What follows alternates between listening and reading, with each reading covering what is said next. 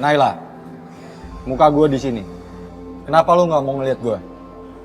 Aku udah pernah bilang sama kamu. Aku nggak mau ngeliat muka kamu. Tapi aku harus lakuin ini. Bisa-bisanya kamu ngancurin hidup perempuan yang nggak punya salah apa-apa sama kamu. Bahkan deket aja enggak. Gue udah bilang dari kemarin. Biarkan gue jelasin. Jelasin apa? Mau minta maaf? Nggak ada yang perlu dijelasin. Dan nggak akan ngebalikin semuanya. Di sini, aku yang paling kecewa. Aku pikir, kamu nggak sejahat itu. Tapi ternyata kamu lebih jahat dari mereka. Kamu nggak punya hati nurani. Jangan sentuh aku. Naila, biar gue jelasin. Dengerin baik-baik. Lo harusnya inget dan sadar. Pagi waktu lo bangun, kondisi pakaian lo masih utuh.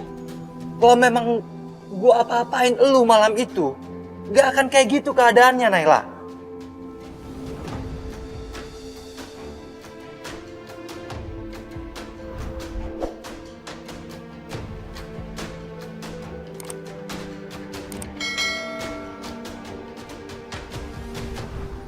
Tapi aku gak ngerti.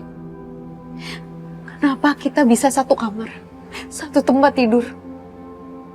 Dan kamu gak pakai baju.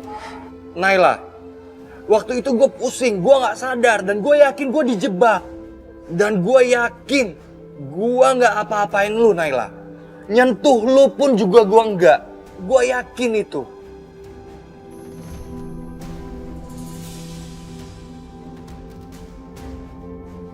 Kalau lo gak percaya sama gue gak apa-apain lo. Kita ke dokter kandungan. Kita cek.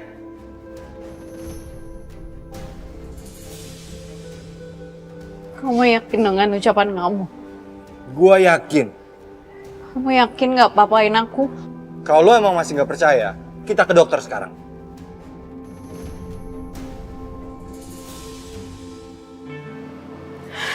Oke. Aku percaya.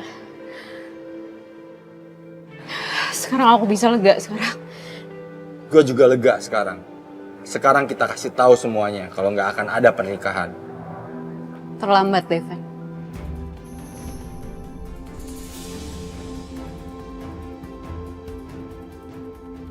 Pernikahan itu tetap dilakukan.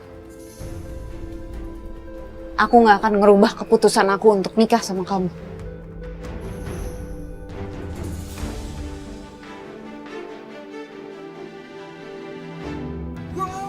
Udah lebih dari 5 menit. Toleransi waktu dari saya udah lebih dari cukup. Sekarang kamu minggir. Minggir!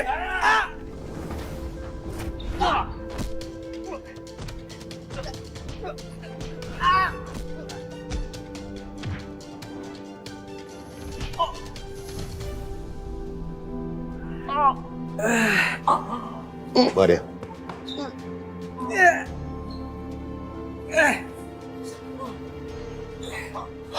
Saya masih butuh kamu.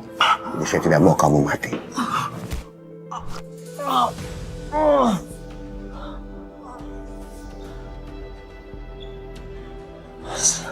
Sekarang waktu yang tepat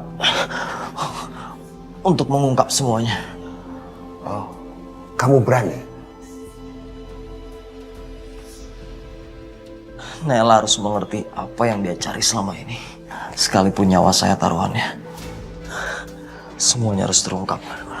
Jadi kamu mau memberitahukan siapa pelakunya? Itu rencana kamu? Bawa dia, Bang. Siap, Bos.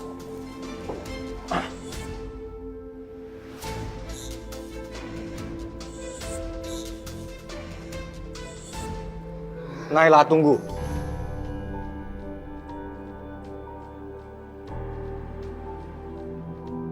Lo udah tahu kalau nggak terjadi apa-apa di antara kita. Tapi kenapa lo tetap mau ngotot nikah sama gue? Lo masih waras kan? Kamu nggak mau selesain kasus kematian papa kamu? Bukannya pembunuhnya udah ngaku? Aska kan? Bukan.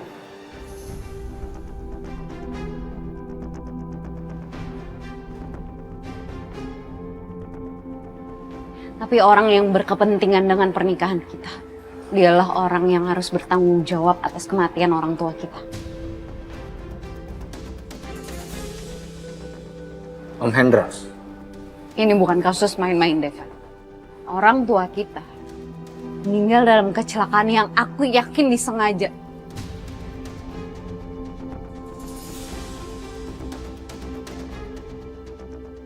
Aska bisa aja mengaku. Tapi aku yakin dia melakukan ini karena dia menutupi sesuatu.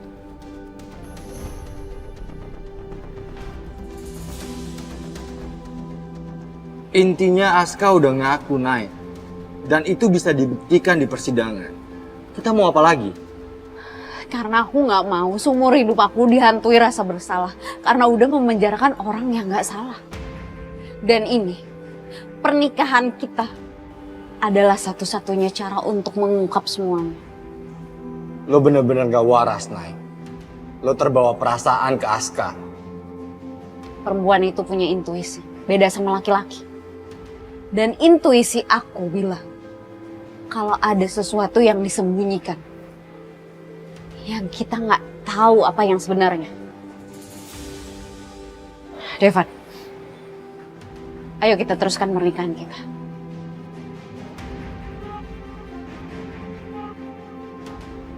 Naila, tapi kita bisa terjebak dalam pernikahan ini selamanya. Lo mikir nggak sampai ke situ? Aku rasa semua ini sepadan, Devan. Aku nggak akan pernah ngerasa tenang seumur hidup aku kalau kasus ini belum terungkap. Devan, aku butuh kamu.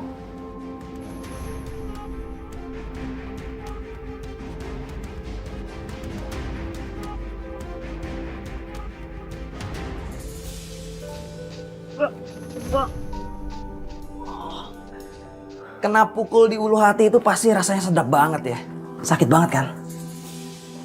Pasti rasanya tuh kayak mau pecah gitu. Udahlah, mending kamu ngaku aja kalau kamu memang pelakunya. Dan kamu gak perlu lagi cari kambing hitam. Karena kamu itu memang ditakdirkan untuk jadi sampah yang menderita.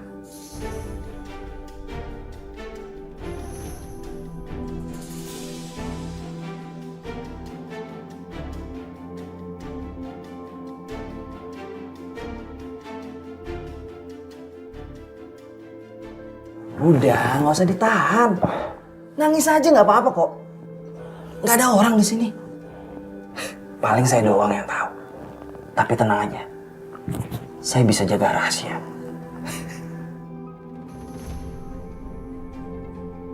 Perempuan yang kamu cintain lagi mau dinikahin sama Devan. Tapi pasti dia akan menderita banget sih. Gimana enggak coba? Dia harus nikah sama orang yang nggak dicintain. Rasanya tuh pasti sakit ya, perih.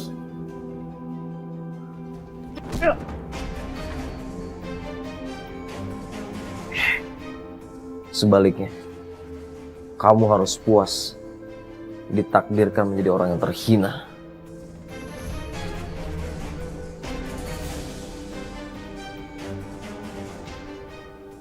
Kamu yang terhina. Kita lihat aja belakangan. Siapa yang akan tertawa di akhir?